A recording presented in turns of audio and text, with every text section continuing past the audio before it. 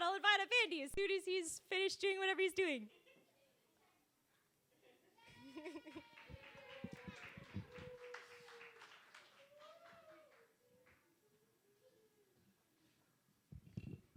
All right, well, thank you, Caitlin. The notes won't be uploaded until after.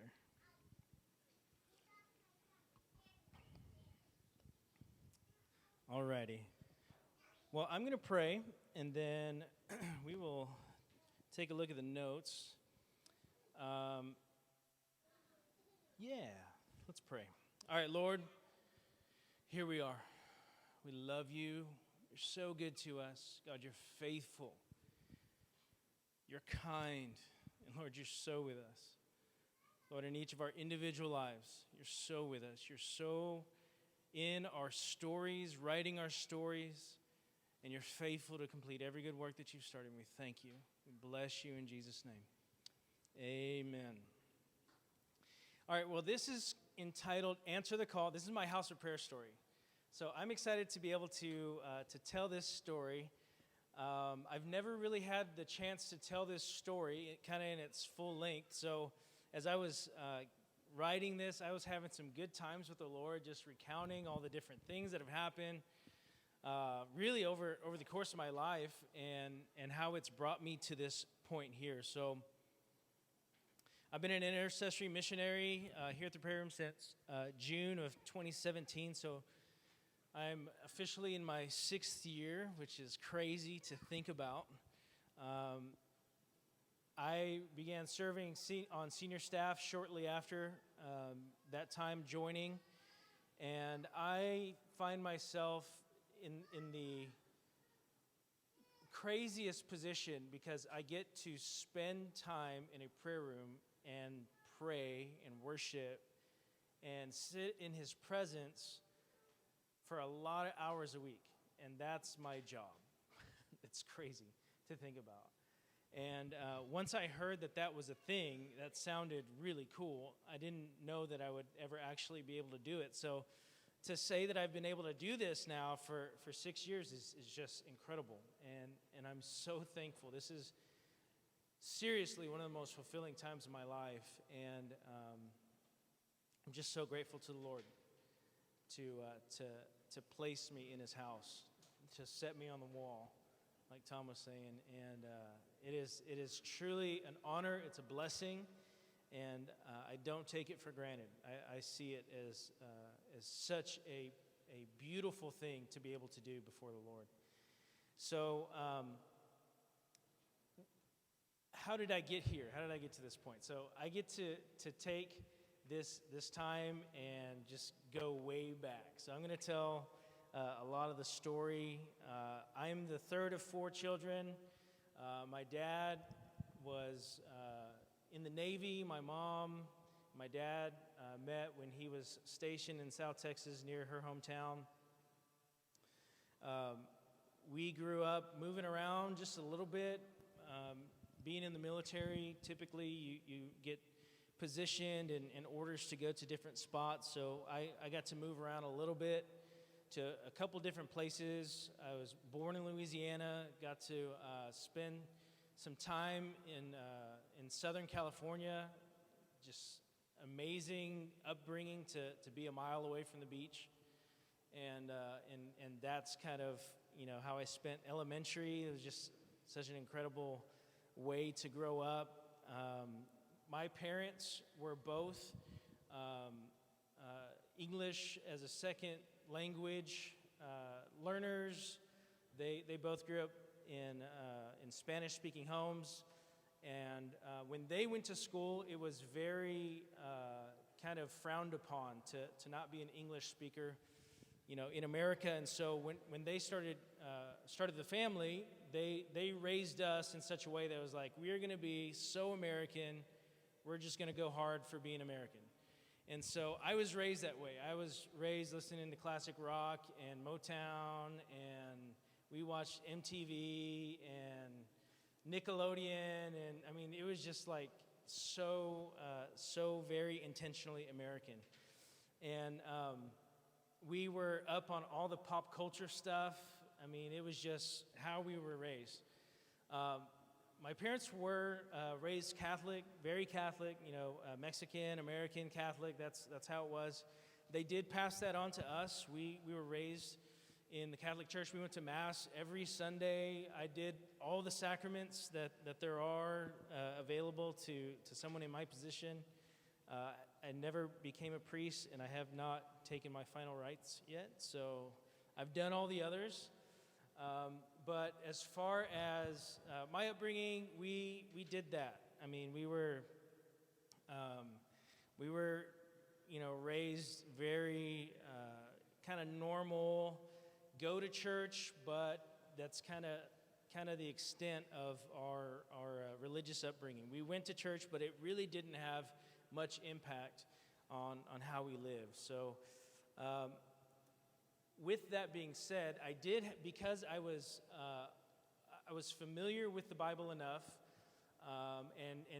and was in church a lot, and I was subject to a lot of ear pullings and like back of the arm pinches as a kid. So I knew that you were supposed to be serious in church, because I really didn't. That was not my default position. Is I was just playing around a lot and goofing around and stuff, but I knew that you were supposed to be serious in church, so I had kind of a reverent position or like posturing for God, and that's kind of the extent. I knew a couple Bible stories, and I have a pretty good memory about certain stuff, especially like trivia stuff. Sometimes Vina will like call me out on like remembering the most random movie fact, or like who the artist was of this song and what year it came out, but I'll forget to like take out the trash or something. Like just something completely irrelevant is like instantly recallable, but something that's like way more relevant and helpful, sometimes I forget. So I don't know what's going on up there, it's just how it is. But so I had this kind of trivia, like if I was ever on a game show, I would probably like not do too bad. But I had this kind of trivia mindset toward the Bible, and so I could kind of like recall stories and stuff. And so if I was ever in a conversation, somebody could assume that I was like a Christian, but I totally wasn't. So there was this, I can remember as like a middle schooler being looked upon in like a Bible study class or whatever as like, oh man, he's like star student, he knows his stuff. And it was really only because I was treating the Bible like trivia. And so I would remember specific details about a story that made it seem like I really knew something, but I really didn't. So that was kind of the way that I approached church and God. I knew you were supposed to be reverent. Like I knew growing up, I remember telling people like I can honestly remember as like a kindergartner, I already was like, had a really bad potty mouth. Like I was like cursing all the time and stuff. And but the one thing I didn't do is I would never say the name of the Lord in vain. Like I would tell, dude, you're not supposed to do that. But then I'd go off in whatever other profanity. But even as a kid, that was something that was, it was probably all the MTV and other stuff that I was getting. When I was in Southern California in the 90s, in the mid or early 90s, it's when like the best era of hip hop was happening. And so I can remember like some of my first music purchases were like Coolio, Ice Cube, and West Connect.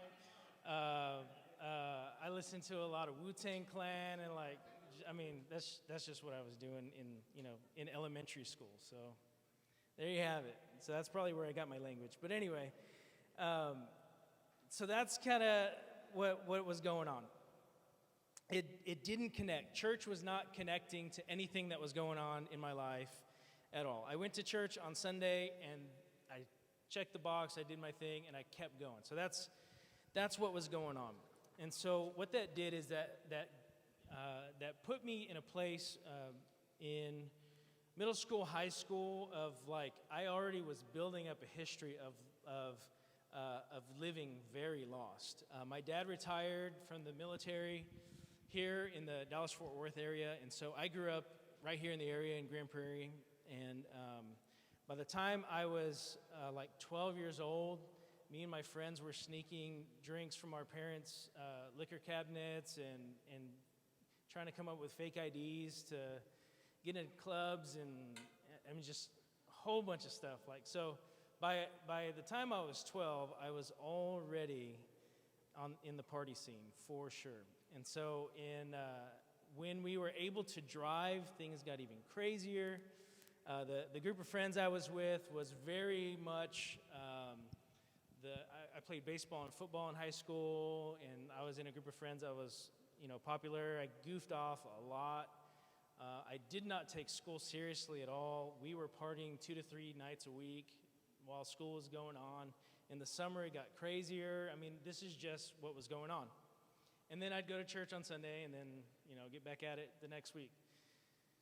And so that was kind of how everything was culminating. In my last semester of senior year, I broke up with my long-term girlfriend and cut loose in every way possible. So whatever way that it was already bad, it just got an exponent on it, and it was just really crazy. I graduated high school, and once I was done with school,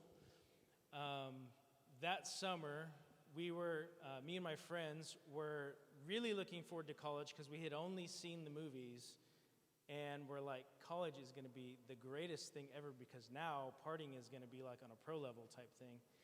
And so that was kind of our trajectory. And so I had decided that I was going to go to I'll back up. I decided that I was going to go to UT. I was in my spring of senior year, and everyone was starting to get their acceptance letters to different colleges. And they were asking me, like, hey, where are you going? Have you got acceptance letters yet? And I was like, yeah, well, I'm going to UT. And they were like, well, where have you got, everyone's getting their acceptance letters. Did you get yours? And I was like, what do you mean, like, acceptance letters? And they were like, well, you did apply, right? I was like, apply to what? You have to apply to the college that you want to go to. And I was like, are you serious? Where'd you hear that from? And so I went to UTA. It was great. I was able to apply in the spring and got my acceptance letter not too long after that. So I was committed to UTA. That was where I was. We called it UT almost because almost got into UT, except that whole applying to college thing. Thank you, guidance counselor. So after school, we graduated, and we were on the way to college. In the summer, I was actually at a friend's party. He was going away to Oklahoma, OU, and he was having a party. We were going to see him off. He was going to be leaving for Oklahoma at some point in the summer, so that was kind of our send-off.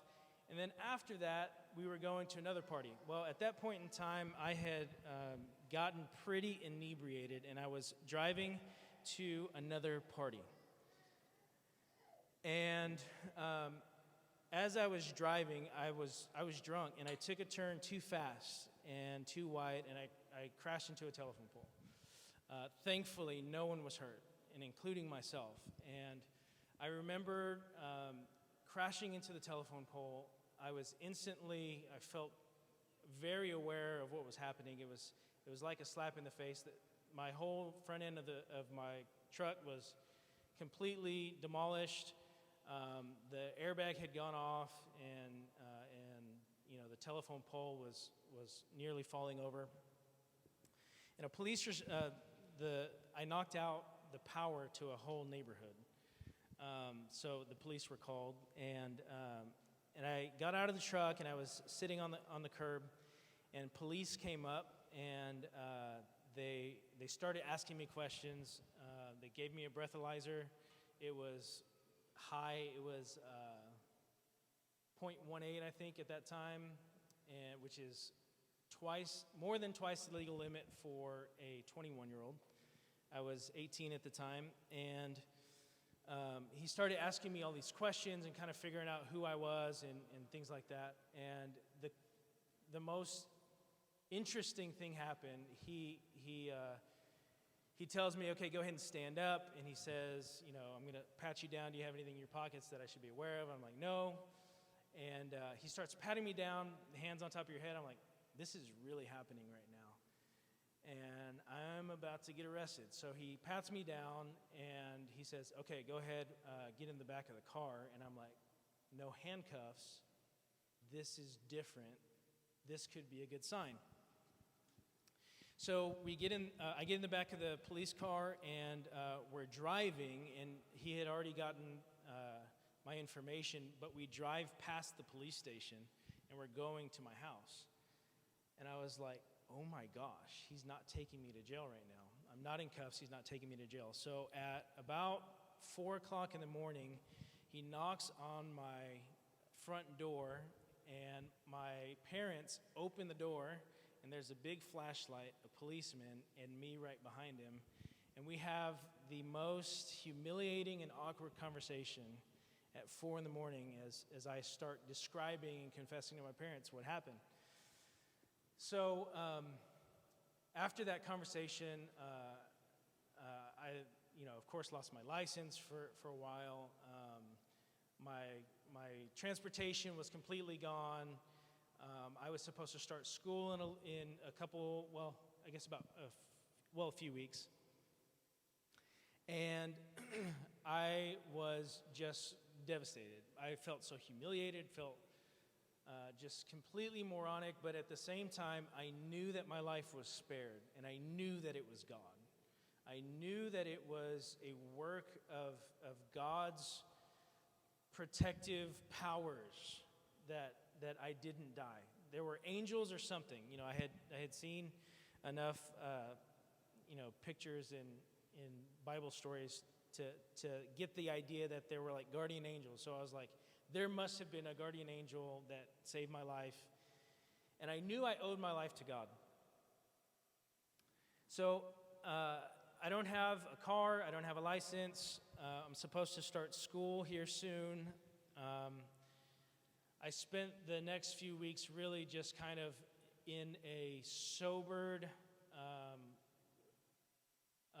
kind of introspective, like, I know I've got to make some changes. I know that I've got to do something. I need to change my life. And so I began, my immediate response was, I for sure need to give up drinking. So I remember trying that, and then I was still hanging out with the same friends. And so I would get back into, I started drinking again, then I was like, okay, instead of just not drinking at all, I just won't get drunk. And then that happened. And then I was like, okay, I just won't get drunk during the week. How about only on weekends? And so I was continuing to make all of these compromises and accommodations for myself, but I could not, on my own, make things right. And I really wanted to, because I knew that it was God that had saved my life. That was in August, after my senior year. So I'm doing this for the next 4 months. I end up having to get rides to start my freshman year of college because I can't drive. I don't have a car. I still have to pay for it. Gap insurance, by the way, is a really good thing to have, because if you still owe money on a vehicle and it's gone, you don't have to pay. So gap insurance, look into it. So I still had to pay on this vehicle loan, even though the vehicle was gone. I didn't have a license. I didn't have any way to get there other than asking for a ride. So that was kind of the position for 4 months. I'm trying to make things right, but I just can't. And my older sister had just started going to a non-Catholic church. She was going to like a non-Catholic church. I didn't know the difference between Catholic and Protestant at that time. And she had just recently been baptized, and so that was kind of like a major development in her story. So she knew I was in a bad spot for the past 4 months. I'd been in this like really it was just a pitiful looking thing. And she reached out to me, and she invited me to the Christmas service at her church. She was going to a mega church in Grapevine at the time. And so I'm like, sure, that makes sense. I should totally do that. What I had been doing during this 4 months to try on my own, I was listening to Creed. That was like how I was like, I'm gonna make my way. I'm going to listen to Creed. Bad. It didn't work. Just saying, it didn't work. It didn't. It just didn't. Anyway, so I finally went to church. Man, Scott Stapp,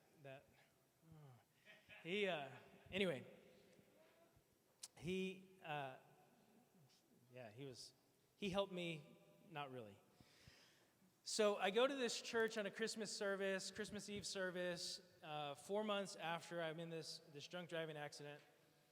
And I go, and it is very busy and buzzy. There's a lot of activity. I go into the auditorium, the sanctuary, and it's like stadium seating. My whole church experience was a less than 100-member Catholic church, very flat. You kneeled, you stood up, you kneeled again, you sat down. It was like this, like very ritual type of thing that we were used to. I walk into this mega church, and they have these type of lights. There's a production. There's like people walking around with these little microphones. I'm like, what in the world is this? Like, it was just completely brand new. And so I'm there, and I'm experiencing this new church service that was completely brand new to me, and I was like, this is completely different, and it's cool looking. At least I want to keep going. And there were some of my friends from high school who were actually believers, and they were going to DBU at the time, and so they had kind of been tracking with what was going on, and they invited me to a service or a Monday night Bible study that they had going on out at DBU, which was really cool because Shane and Shane were the worship leaders for that. And I later found out that they were like awesome, and I remember thinking, I was talking to one of the people who had invited me. I was like, these guys are really good. They could like probably get a CD or something. And and so anyway, it was awesome. The preaching was great, and I started building some friends with Christians and stuff. There was a guy who was kind of finding out about me, and he was asking questions and stuff about what I was doing, and he found out I was going to this mega church in Grapevine, and he wisely counseled me for where I was at, and he was like, hey, you should probably check out a smaller church so that you're not just lost out there, so people can actually know you and you can actually know people. So I found a small church. I took his advice, and I found a small church in Grand Prairie. It was a church called New Beginnings. I remember seeing the signs so many times before, and I thought it said New Bennigan's.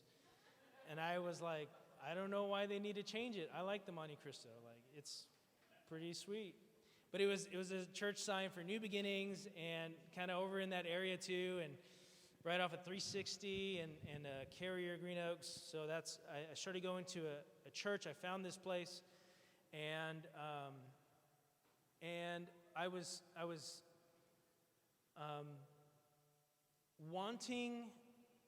wanting to find God.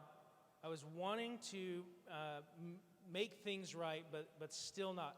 Even at that time, I was still, occasionally meeting up with my party friends and stuff, and it was still not happening. I was still lost. So when I go to this small church, the youth pastor, he finds me, and it's like, at that time, probably a 30, 40 member church or something like that. So it was very obvious there was a visitor. So they meet me, and at that time they take me to a Bible study right before church, before the church service. And so I'm sitting in this Bible study, and it's these like 60 and 70-year-olds, and I was like, cool. I mean, I guess this is what you do here. And so the youth pastor found me over there, and he was like, hey, why don't you come over here with me? You can help me out with the youth. You just come hang out with me. Because at that time, I was 19 years old. That church demographic was like, there's a handful of teenagers, there's a youth pastor, and then there's a big gap. And then there's probably people in their 40s, and then, 50s, 60s, 70s. And so I was the only person in between kind of that area. And so the youth pastor was like, hey, come hang out with me. Come and spend time with me. So shortly after that, within a couple weeks, he's like, hey, would you do this? And he starts kind of delegating and giving me some areas of responsibility. And what ends up happening is I start kind of like leading the youth group. And again, still lost. It was a couple months, so by this time it's like February. This is 6 months after my car crash. The youth group is going to go to this conference over in Fort Worth in April at this point. So April 17th, I go to this Acquire the Fire conference. Ron Luce was the leader of that ministry, and we take the youth group there. And I remember listening to the message. There was a guy who was preaching, and he was reading my story. He was reading my mail. He was talking about you feel like you want to make your way to God, but you just can't. You have things in your life that you can't let go of, and you know you're doing wrong, and you want to make your way right. You want to be right before God, but you just can't do it. You're doing all of these things, but you just can't do it. And he was talking about the ways that my life were in opposition to the will of God, and they were creating separation. I had sin in my life, and I was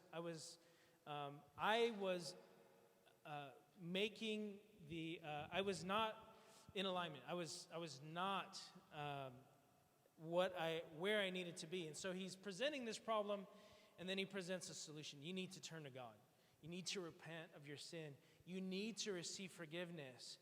And I remember feeling the hope in my heart awaken, like there is a way out of this. And he's talking about this is a problem that can only be solved by God. And he talks about Jesus' way of salvation, of taking my sin on the cross and giving the free gift of salvation. And I'm listening, and I'm hanging on every word, because this is the answer to every one of my problems, of all of the ways that I'm conflicted in my own soul. And then he presents my need for repentance and for a response. And so he invites, if you want to respond to this, come down. It was a kind of a stadium. I believe it was Will Rogers auditorium at that time. And so he's like, come down. I was in the seats. He's like, come down to the stage right here and respond. And so I come down to the stage, and I remember it like just so clear. Delirious was playing. They were the band that was there. Super cool. These British guys. So 2004. So they're playing their brand new song, Let It Rain. And I remember just having this so clear, connected conversation with God.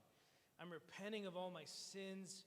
And as they're like literally singing Let It Rain, I just feel the washing forgiveness and grace just renew me. And I knew that everything was different for the rest of my life. I had joy in my heart. I felt so free, so forgiven. I remember the conference was over. I walk out of that auditorium. I go to my vehicle. I guess I had gotten my license back by then. I go to my vehicle, and I take all the CDs that I had, and I just trash them. It was like right there. I was like, I had so much grace on my life. I got rid of any and everything that I could think of that was, I got rid of clothes and shoes and, hats, anything music and movies and books and like just anything that had any connection to anything in my past life. I was like, I'm done. This is a new lease on life. I am brand new. I knew that I would be. There was a grace to kick. The whole alcohol thing was dried up in a moment. Like it was no longer an issue. I just had grace on my life. I was trying to go to any preaching meeting and any worship service and Bible study. I was filling my schedule. I went and bought a Shane and Shane CD, and it was just great. I was in the Bible bookstore.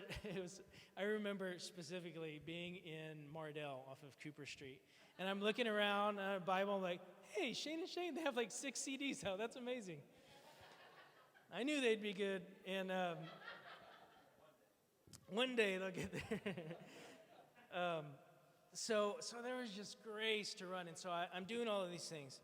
Of course, with that much grace, there's like zeal and probably a lot of arrogance still.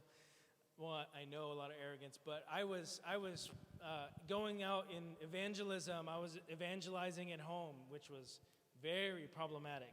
One of my favorite passages at that time was Matthew 10:34 through 39. That's the one that says, "Do not think that I came for peace. I came with a sword. Unless a father turns against his son and a mother," that was like my go-to. It was very problematic at home. So I moved out shortly after that. I'm sure they were relieved to have some peace at home, but there was this new kind of just lease on life. I was going for it. I knew the Lord was with me, and I was just I was worshiping, and I started experimenting with fasting, and the Lord was encountering me in worship services and speaking to me in the Word. And I remember being in my room, and I was like, Lord, I'm not leaving until you speak to me. And I just remember hearing the voice of the Lord and talking to my pastor about that. Like, hey, I did this, and this is what happened. Is this real? He's like, that's very real. Like, keep on going. Like, he was very encouraging. I remember praying for a friend one time, and I was fasting and praying for my friend who had just gone through this really traumatic experience. And the Holy Spirit fell on me, and I started speaking in tongues. And well, at the time I didn't know that. I was just saying these words that I didn't know. And I was talking to my pastor. I went and talked to my pastor about that, and he's like, "That's very real. Keep going. Like, whatever you just keep going." Like, he was watching me, all these things happen. And so I was just loving this new just relationship with God. He was speaking to me. I was devouring the Word. I was in worship, and it was just so amazing. Well, one of the things I was also doing at that time is I was starting Bible studies at work. I was working at Best Buy at the time. I was in college at UTA, and I was starting Bible studies. So I was walking with the Lord. It had been about 2 years. I had just turned 21, and I was starting Bible studies. They would kind of fizzle out, but I was kind of relentless. I'd start them up again. So in 2006, I was starting another Bible study, and I was going around asking people, and I asked this guy named Luke Cooper, and I was like, "Hey, I'm starting this Bible study. You think you want to come to, like, I don't know, like on a lunch break, we can, read the Bible and talk about it and stuff?" And he was like, "Hey, that sounds cool. My friend just started this prayer meeting at his house, and maybe you should come check that out." And I was like, prayer's cool, yeah. "When is it?" And he's like, "It's at 5. And I was like, "Dude, so I was a supervisor at that time. I was like, bro, there's no way I'm going to be able to get away from work at 5 o'clock. That's like the busiest retail hour there is. I can't get away. He's like, no, 5 a.m. It's like, oh. That 5 o'clock. Let me pray about it. I'll get back with you. So he invites me, and I show up to this quiet neighborhood at, just before 5 o'clock, and I am like, he said this is the address. I really hope it is. I go, and I want to say that he had told me just open the door. I think I knocked anyway. But this guy opens the door, and I see the most bright-eyed person there could ever be at before 5 o'clock. And this golden retriever of a man is like, welcome me into his house. And I am just like, okay, here we go. I mean, this seems like it's going to be fun. It'll be lively at least, So there's me, this very energetic guy named Brad, and yeah, that's right, that's your daddy, and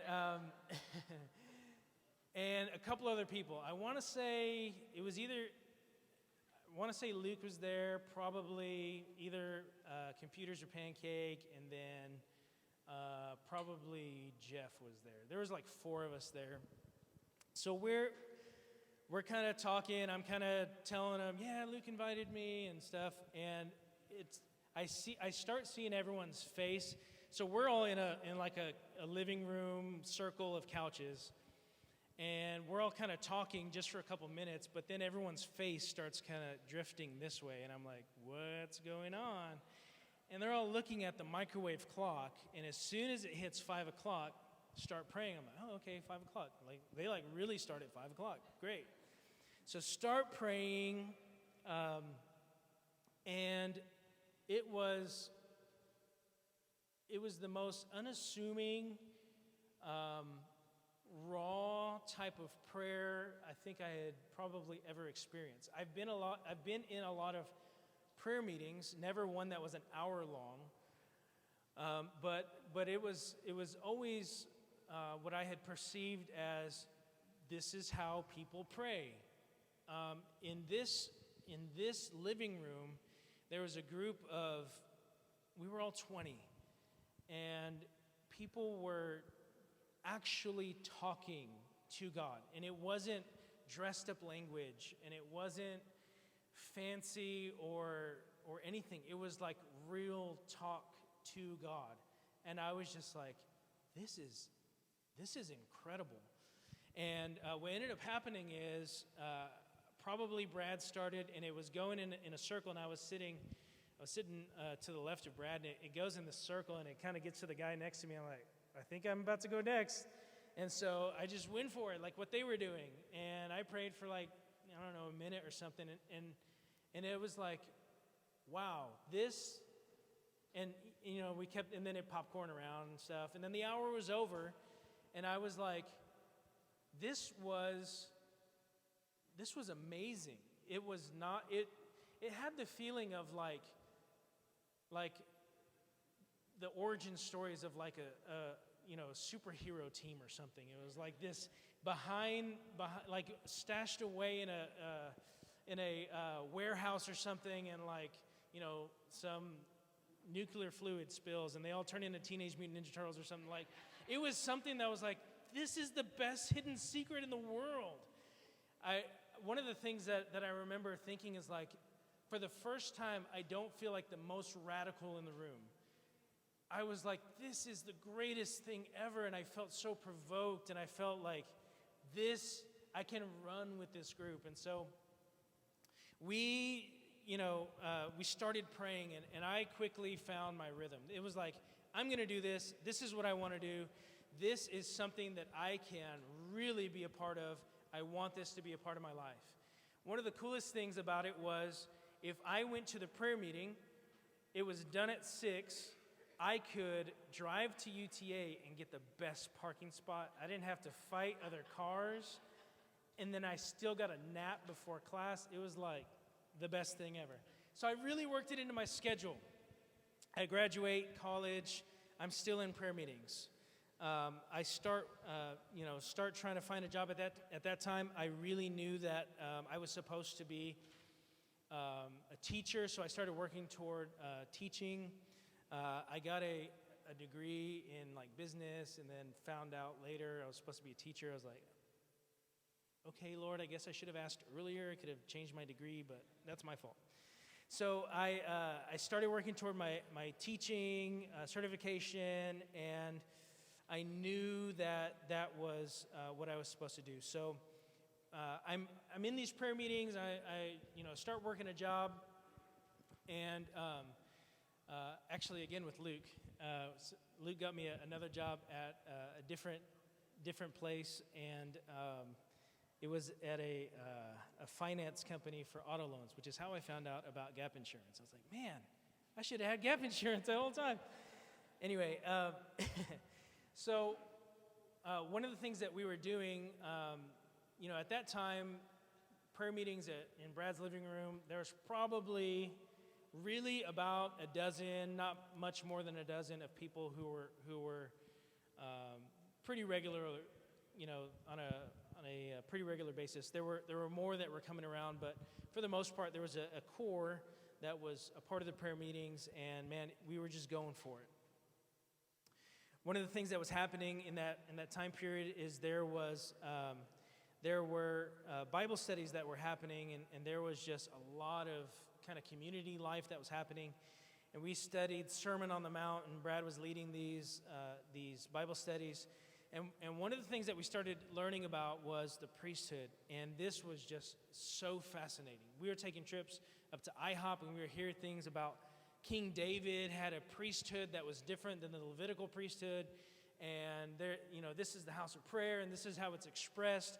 We were studying it on our own. We were going up and hearing conferences. We were tracking with different teaching CDs, and we were kind of in this swirl of priesthood and house of prayer. And so we were beginning to uncover a lot about the priesthood that was very different than the priesthood that I grew up knowing, so familiar with, but not really knowing a whole lot about it. The word priest was something very familiar to me. I remember being in a church service growing up and seeing the guy called a priest, and really that was about it. We began learning about the priesthood that was in the Old Testament, the priesthood that we were called to as believers. There were a couple key passages I remember just really sticking out. The one in Revelation 1:6, I remember just really hitting, called you to be a kingdom of priests, and that kind of talking about a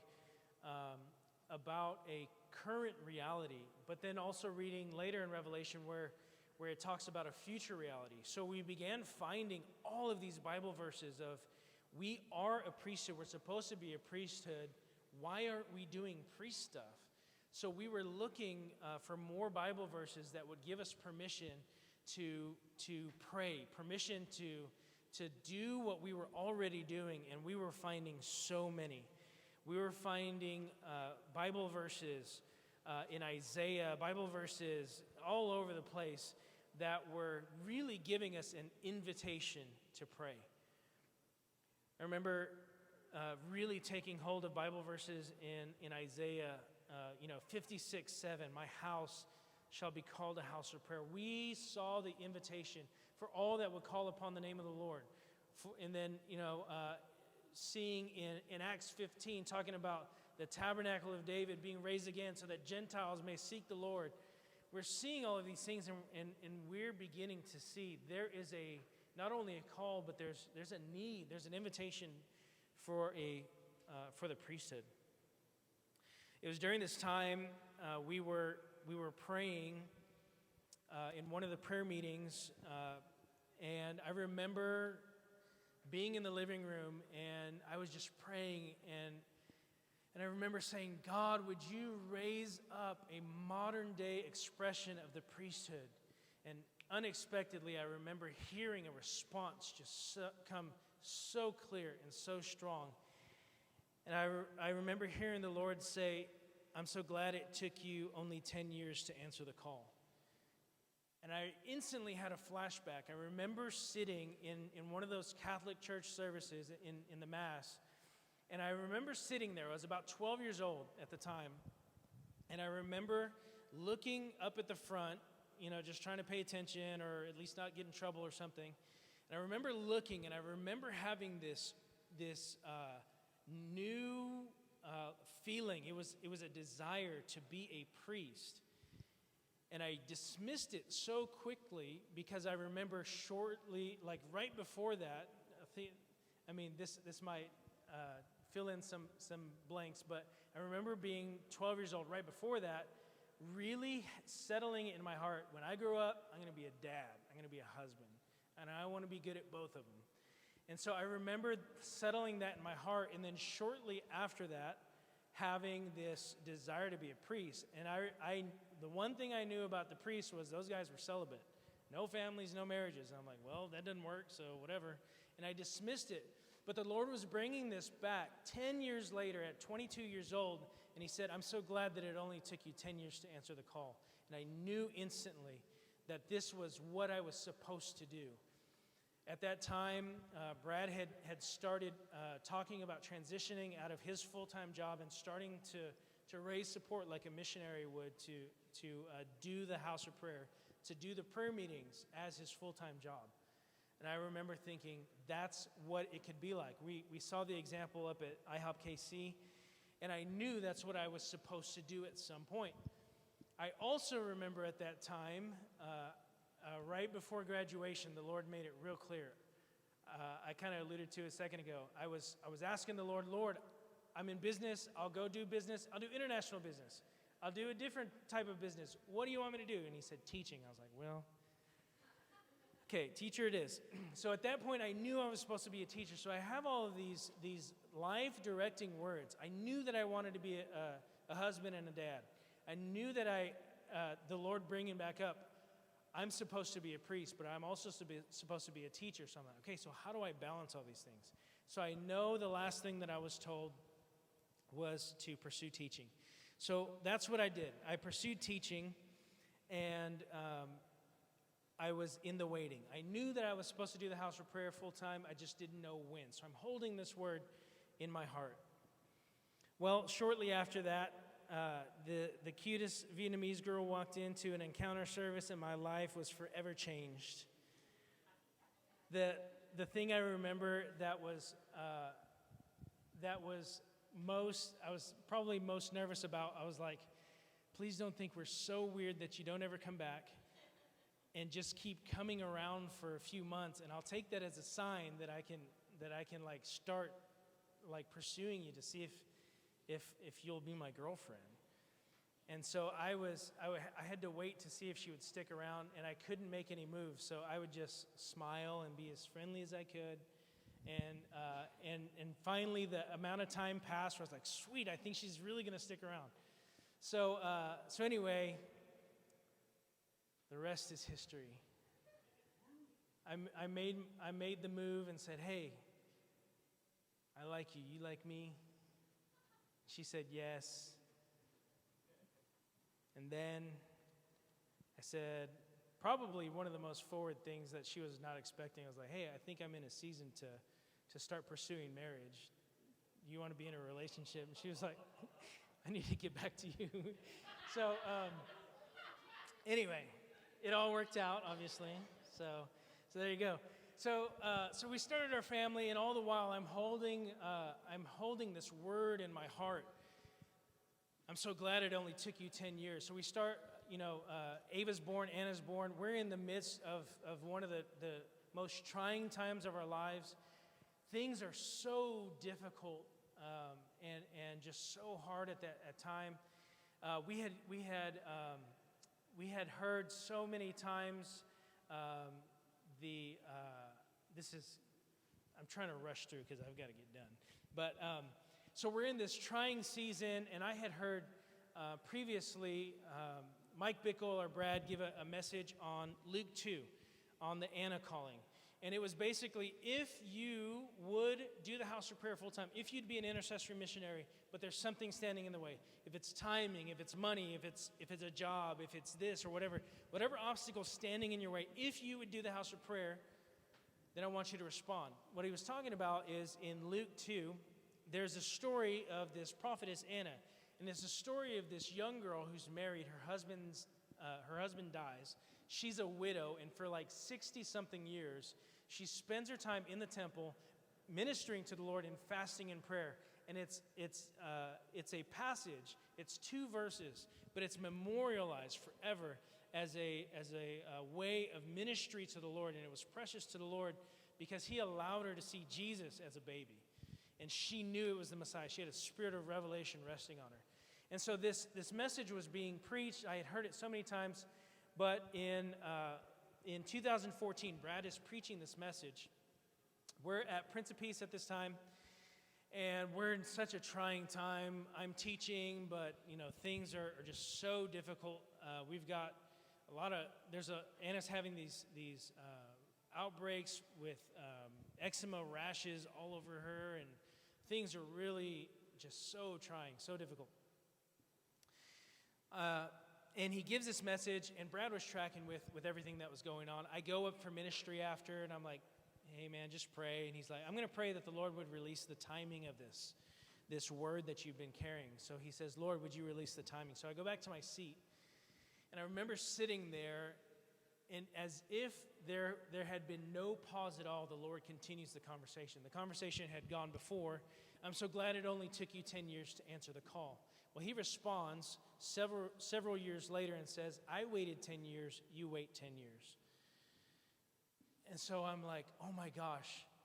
I'm so happy, number one, because the Lord revealed the timing. I know now when I'm supposed to go full time. That's great. There's a date on the calendar, and I know it. I'm a little bit troubled because he said 10 years. I didn't know he talked in decades. I thought it was like, hey, here's this thing, go do this thing. But he talks in decades and sometimes longer. He says, I waited 10 years, you wait 10 years. Well, the good news was at this time, I had already waited 7 years. So I was like, 10 years, but I'm already 7 in, so that's like 3 more years. This is going to be great. I can do 3 years. I've already done 7. So I know that I know, and I'm still teaching at the time, but those 3 years just went by so quick. And in 2017, I started making the transition and full-time in 2017, and I did it. And here I am, and 5 years later, and it's been the most amazing ride. And I'm just so amazingly grateful. Like, how did this storyline even take place? I sometimes remember back to where I was, specifically in high school. I was such a jerk and mean in so many ways, and just arrogant. And I remember talking to another guy who's a pastor at another church that we went to high school together. I remember asking him, I was like, hey, do you remember anything about me from high school? And he's like, yeah, you were the biggest jerk. I was like, okay, cool. I could see why we didn't hang out. That made sense. But I remember just being such a different person, and now thinking that I'm in this room so often sitting before the Lord. And it's something that the Lord is doing in this generation. There is an invitation that he is making. And I want to read this passage that was marking to me, Luke 2:36. Now there was one, Anna, a prophetess, the daughter of Phanuel, of the tribe of Asher. She was of great age and had lived with a husband 7 years from her virginity. And this woman was a widow about 84 years, who did not depart from the temple, but served God with fasting and prayer, night and day.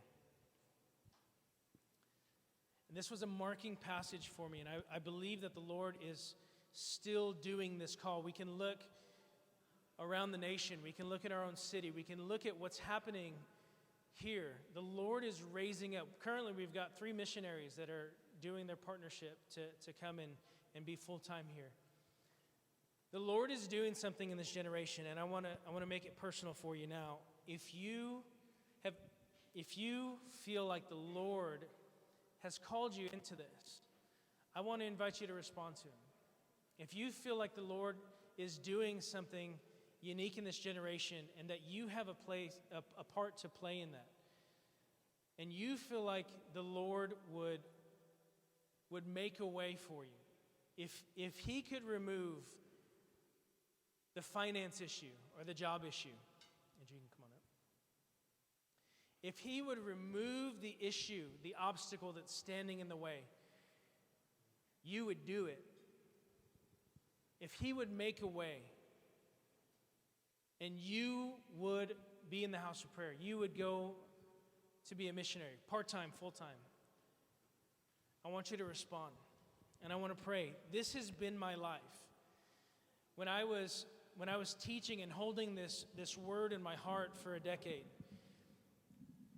I intended that I would do as much as the Lord would allow me. I served on volunteer staff for 10 years before going into full-time missionary staff. I remember holding it in my heart and knowing, Lord, if you would make a way, I'd do it. And I want you to respond. If you would do it, if the Lord would make the finances work, if He would make the job work, if He would make the situation work, I want you to stand, and I want to pray for you. I want to ask the Lord that He would release the timing, or that He would release a confirmation. Father, we thank you that you are building your house. Lord, that you are doing something in this generation. Lord, thank you that you are establishing your people to be a people of prayer.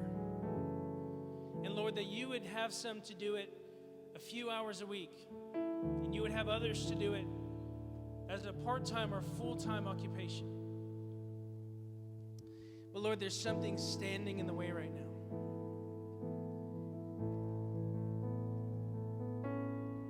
Maybe it's a timing situation.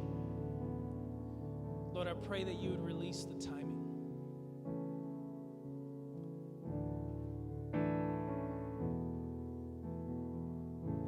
If it's a confirmation, Lord, I pray that you would give a confirmation. If you would do this, if you would be in the house of prayer, and there's an obstacle in the way, Lord, I pray that you would bring that confirmation. I pray that you would bring that timing.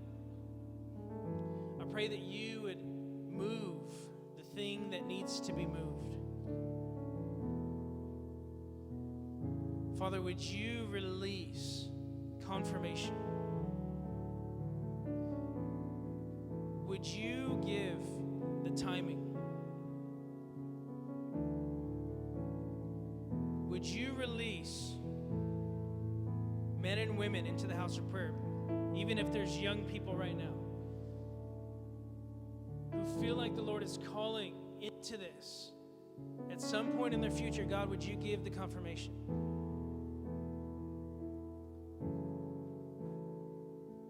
Father, would you speak? Lord, we ask you for grace. Grace, grace to your house of prayer. Grace, grace to build. Grace, grace that you would establish and set your watchmen on the wall. God, would you do it? Would you release grace? Would you give confirmation? Would you give timing? And would you build your house? In Jesus' name.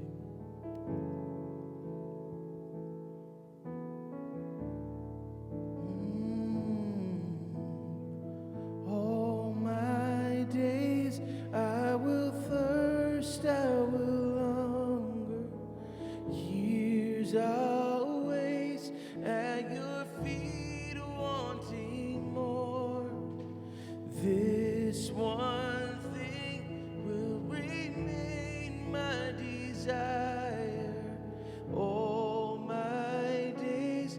just to know you more.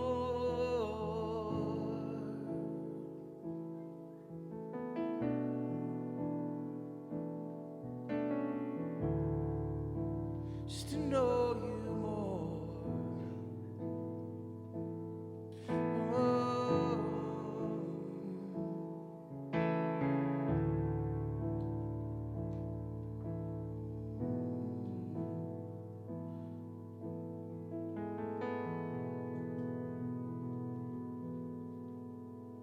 My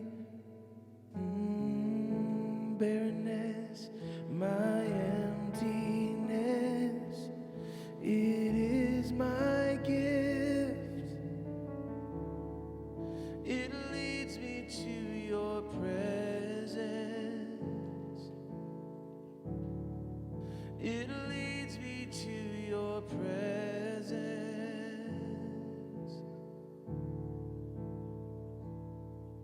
My barrenness,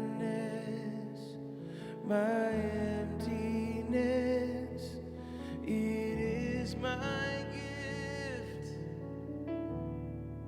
It leads me to your presence. It leads me to your presence. Oh. All my days I will thirst, I will hunger. Years I waste at your feet, wanting